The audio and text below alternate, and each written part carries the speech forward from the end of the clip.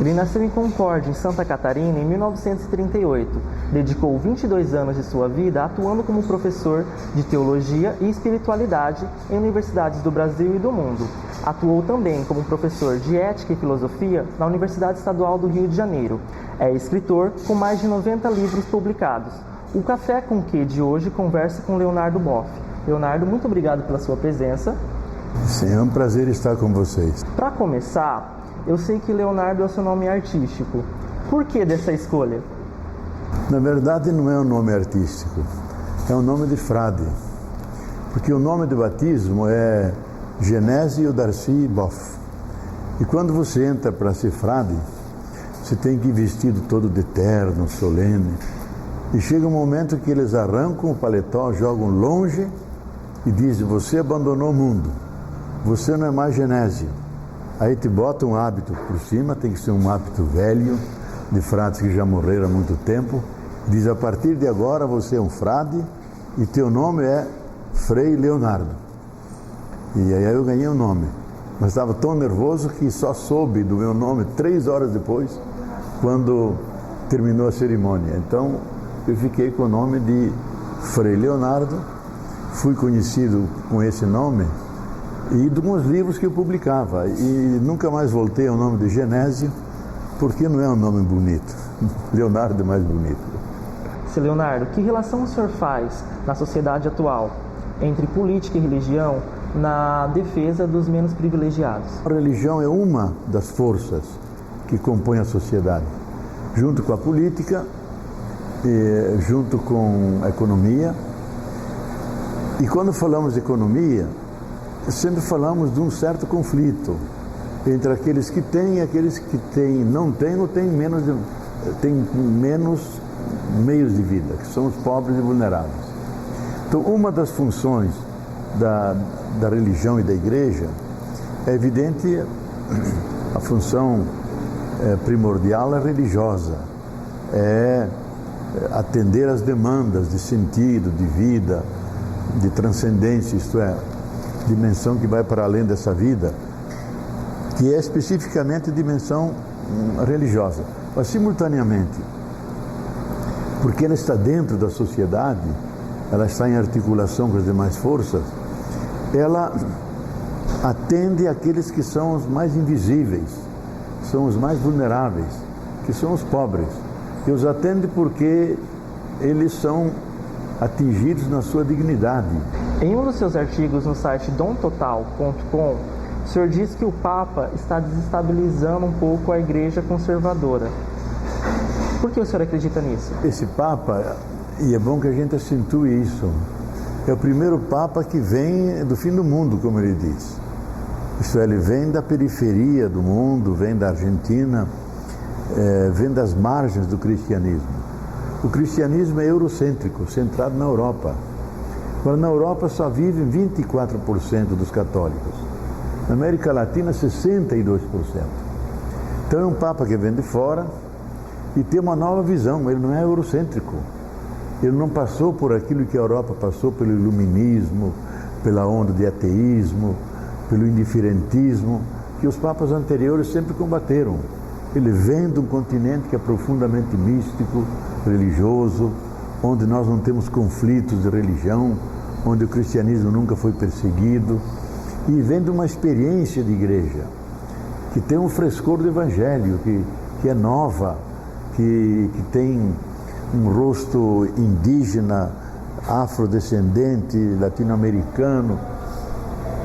Então, essa experiência toda ele está trazendo para Roma. Não é que ele se adapte à figura do Papa clássica. Ele adaptou a figura do Papa a si mesmo, porque o Papa usava símbolos pagãos. Desde daquele mantinho do ombro que só os imperadores usavam, desde a cor púrpura que só os imperadores, o báculo dos imperadores, a estola dos imperadores, de todos os símbolos do poder pagão imperial. Esse Papa disse: o carnaval acabou. Deixou tudo isso de lado e veio com a vestezinha branca como Dom Helder se vestia. A cruz não é de ouro, prata e joias, é uma cruz de ferro, simples. Os sapatos não são vermelhos como era clássico o velho sapato dele e descobriram que está furado e teve que mandar fazer outro. Então é um Papa que desestabiliza aqueles que tinham aquela figura hierática, soleníssima do Papa. Quais foram os motivos que levaram o senhor a acreditar na teologia da libertação? Olha, a teologia da libertação, ela nasceu escutando o grito do oprimido. Isso nos anos 60.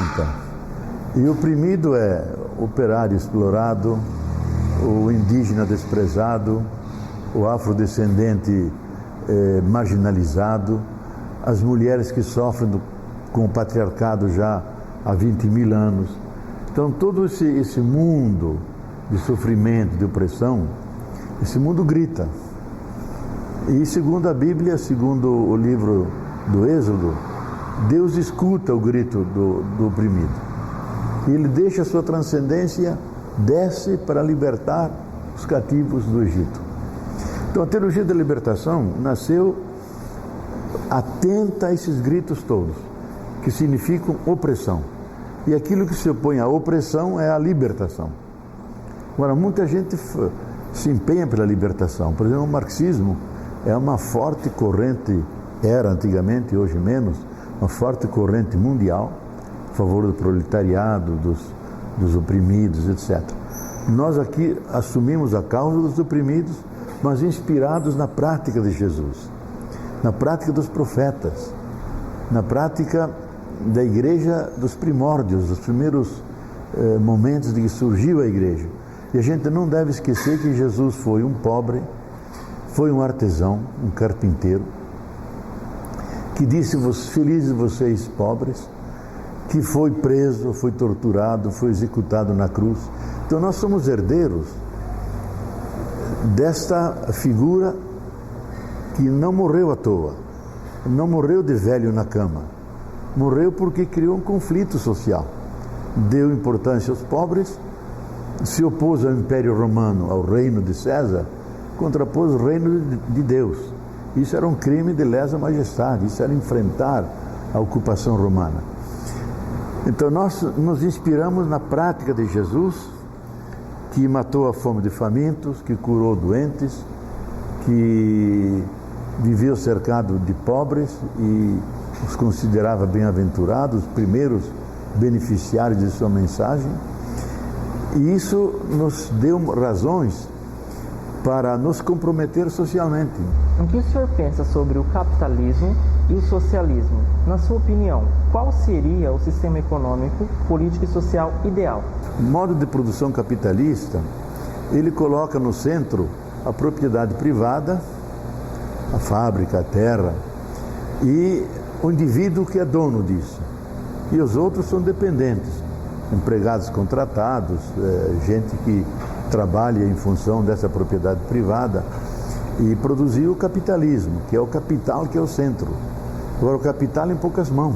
E isso cria um tipo de sociedade que se caracteriza fundamentalmente por uma profunda desigualdade entre aqueles que têm, e têm muito, e aqueles que não têm e quase não têm nada. O socialismo coloca o social no centro. Significa o conjunto das relações da sociedade, e o grande ideal do socialismo é a igualdade. Que as pessoas sejam todas incluídas, que possam receber salários de dignidade e que a posse dos bens não seja das pessoas individuais, seja possuída pela coletividade representada no Estado. Qual é o defeito, não do socialismo como um ideal, mas do socialismo real, aquele que existia no leste europeu, na Rússia, na Alemanha Oriental, agora na China, que se criou, na verdade, um capitalismo de Estado. Tudo pertence ao Estado. E o Estado organiza, na sua pretensão, para a sociedade. E, na verdade, ele não organiza para a sociedade. Organiza para o Partido Comunista. Eu acho que hoje esses dois sistemas se confrontam de certa maneira, mas de uma maneira muito desigual, porque o socialismo real da União Soviética desapareceu. Então o que existe mesmo é o capitalismo, seja o de Estado na China, seja o capitalismo difundido na sociedade. Qual seria a alternativa, no meu modo de ver? Para mim seria alternativa à democracia. Democracia sem fim. Democracia, isto é, participação de todos, começando na família, onde filhos e pais e mães dialogam entre eles. Democracia nas comunidades, onde todos se sentem dentro, participam, discutem, decidem. Democracia nas escolas, onde se supera a ditadura do professor, da diretora e todos abaixo. Pelo contrário, de forma circular, se discutem as coisas, se tomam decisões juntas. Democracia na sociedade, então uma forma em que todos possam ser representados. Seu Leonardo, o senhor já atuou em publicações impressas, certo? Que benefícios isso trouxe para a vida do senhor que o senhor leva até hoje? Bom, o que eu mais fiz na minha vida se dá em 3 frentes. Primeiro, como professor, então dando aulas, cursos.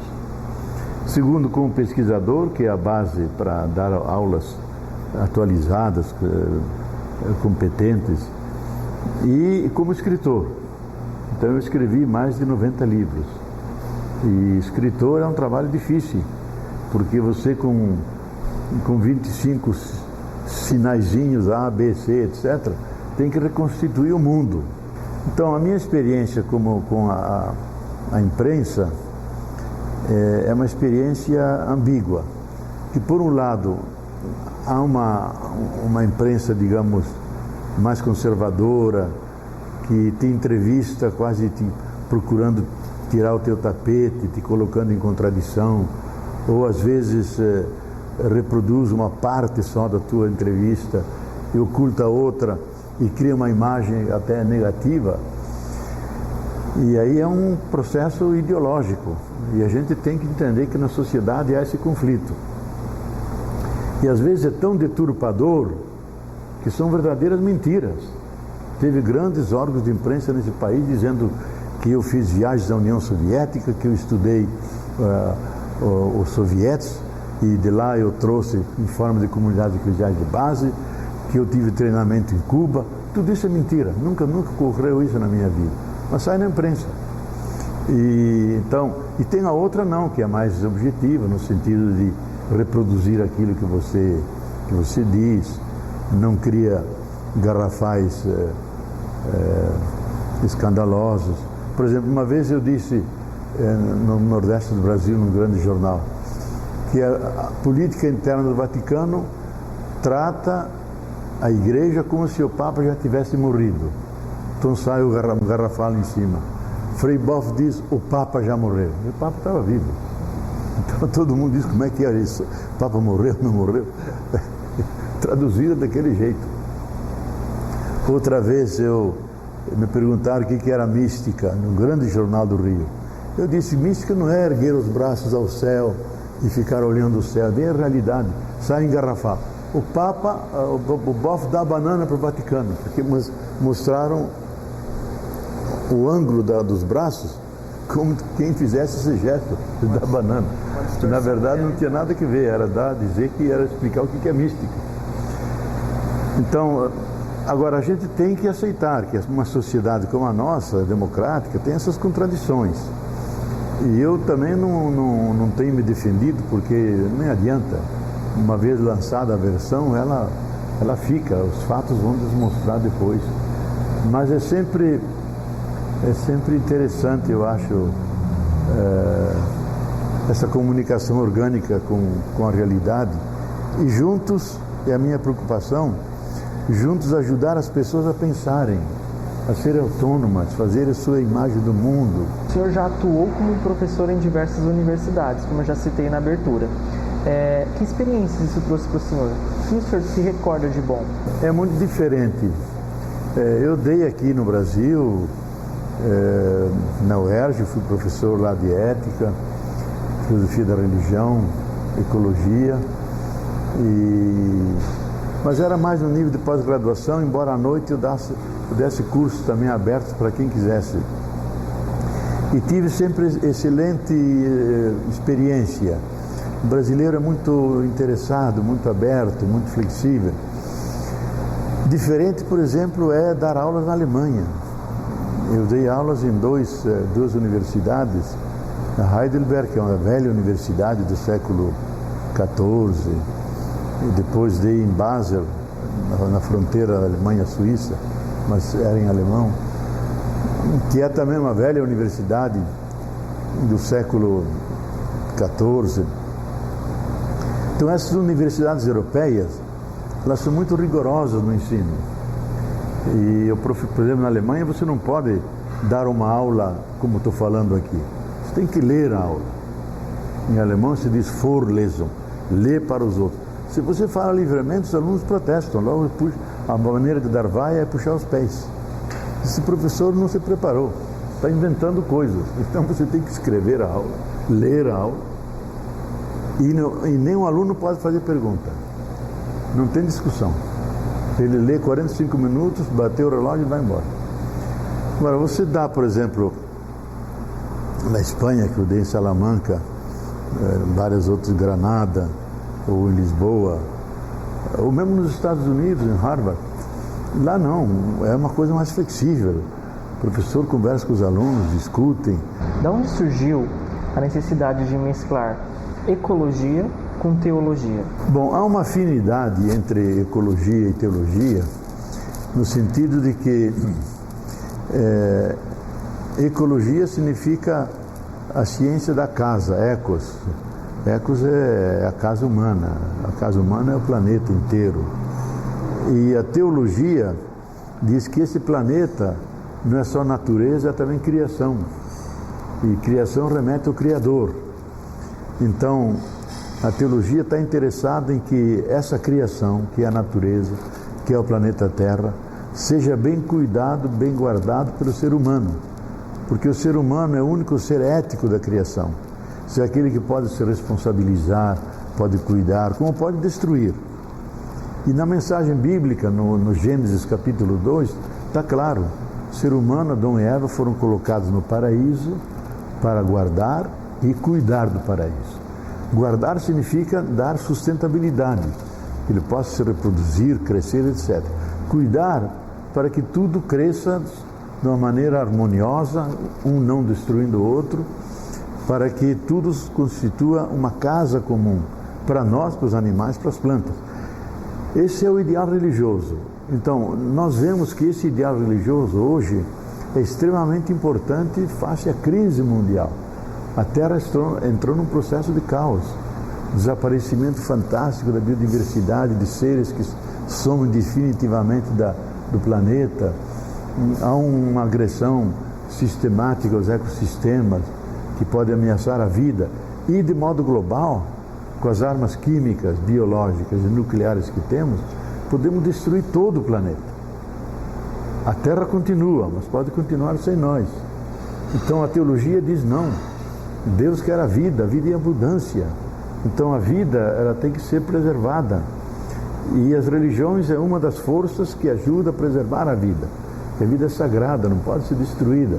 E aí nasceu uma ecoteologia da libertação. Eu fui um dos primeiros a abordar essa temática. Que recado o senhor gostaria de dar para os universitários que querem seguir carreira como o senhor? Olha, para ser bem simples, se alguém quer ser escritor, eu acho que ele tem que se acostumar a escrever cada dia pelo menos uma página, que era a técnica que Saramago fazia.